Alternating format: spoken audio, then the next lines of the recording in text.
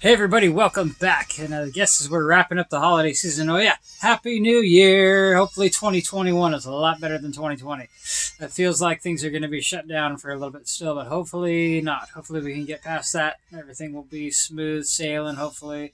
Still working a ton, which is insane, but yeah, them's the breaks.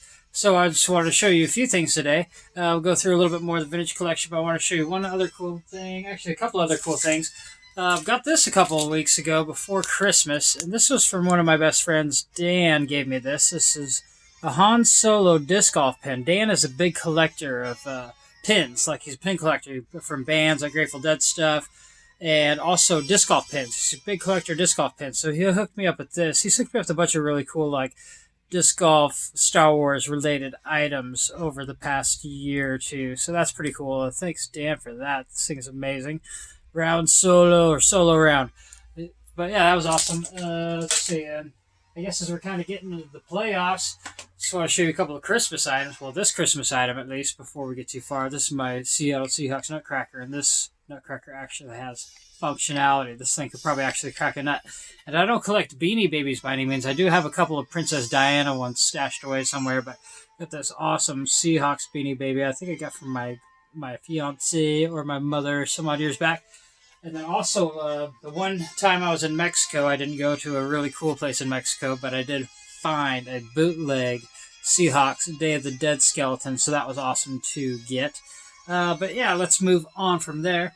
I'll go a little bit more into the vintage collection here. I'm going to go just to the next shelf that I have over here. And actually, this is also part of the vintage collection, but it's also what's called the retro collection. So it's like, kind of like remakes of the original ones. I don't think I've shown them on here before, but all I have so far is the first wave of them.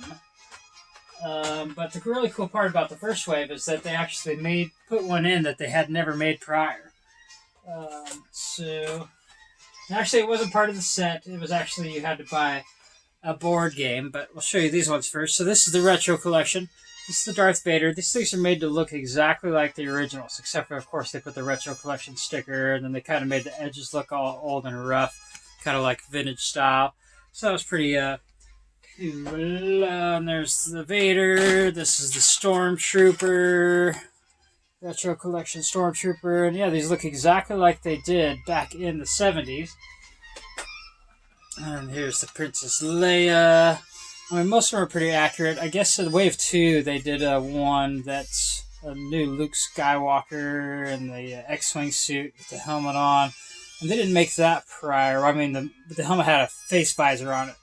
And I guess the original one definitely didn't have a face visor on it, so I've got that right back here. Yeah, so this was Han Solo. And it looks like they made the big head Han, because there was two versions of the Han Solo. There's small head Han and big head Han. This was the big head Han. I've shown you guys those when I showed you my vintage collection before.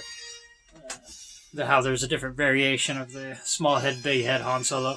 And here is the Chewbacca. Everybody loves Chewbacca. Chewbacca looks awesome. Looks just like he did back then. Except for they gave him a black blaster. I don't know if the original one came with a black blaster. I know the ones that I have like a navy blue blaster. And then here's, of course, everybody's favorite Luke Skywalker. We enjoyed him in The Mandalorian. But yeah, that's Luke Skywalker. Of course, the original figures didn't really look like Luke Skywalker. They gave him kind of this much blonder hair than he really had. It would have been cool, too, if they made the saber on these a double telescoping saber. Just for effect and extra added collector excitement. But now this is the one that was never made before, and you had to buy a board game to get it. It was like Attack of the Death Star video game. It was like a retro, or not video game, board game. And you had to buy the board game to get this figure in it. But it was just really awesome that they made this guy finally, because they never made this in vintage.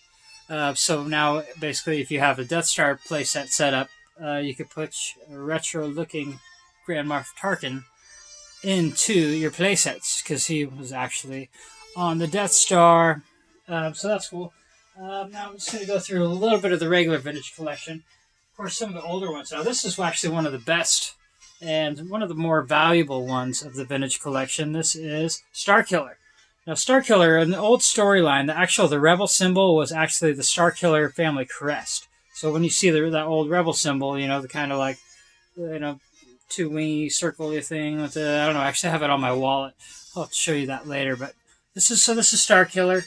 He was Vader's apprentice in the video game The Force Unleashed, which was an amazing video game, and it actually, when it came out, it had a video game engine in it that had never been done before. So it was like, breaking, like, crazy, like new technology that you've never seen before. So this game was amazing, and this character was amazing.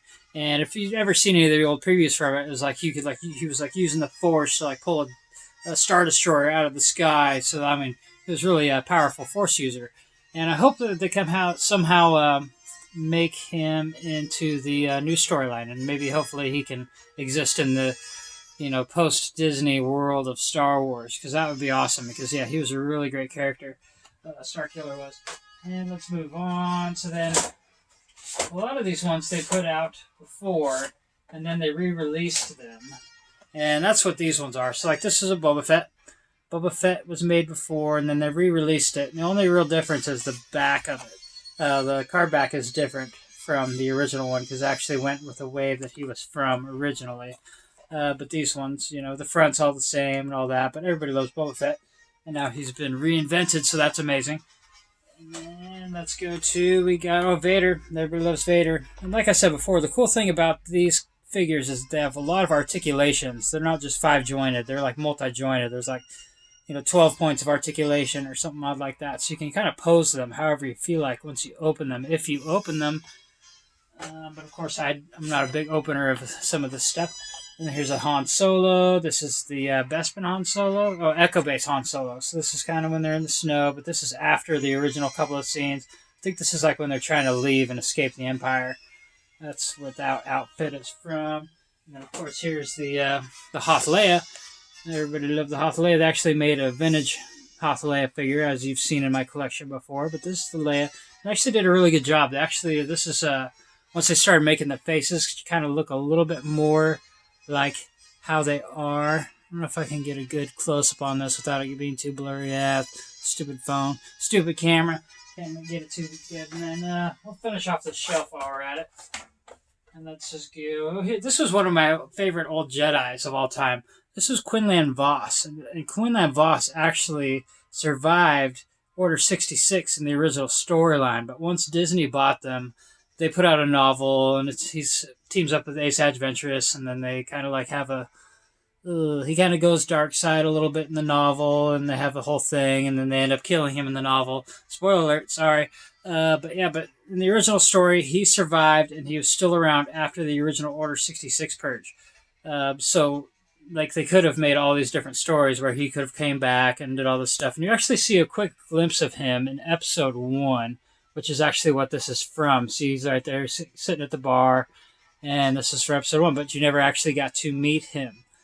And then, lastly but not leastly, this was the Gomorian Guard. And what was cool about this Gomorian Guard was that they actually put a bunch of fur on him.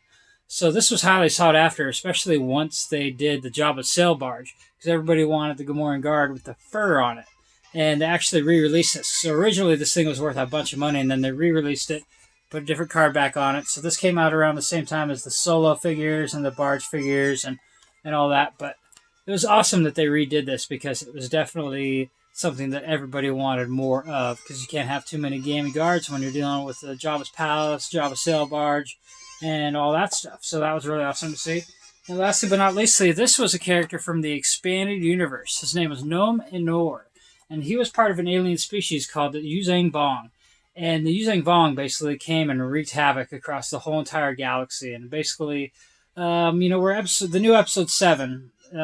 This character was around just before, like, where episode 7 would begin. So probably like 25 to 30 years after Return of the Jedi is when these guys came and wreaked havoc across the galaxy and basically destroyed everything. I mean, the species, the Yuzang Vong, they destroyed everything. And mostly because of this guy. Because this guy they can mimic people, like regular looking people. So they can put on these, like, skins over their faces and look like normal people.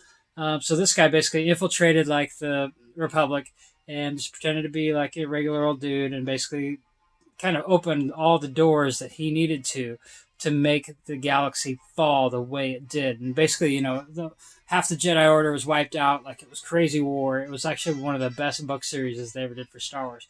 But yeah, that's all I got from now. Haven't really got anything new lately. My birthday's in a few days, so hopefully that will produce something new to show you guys.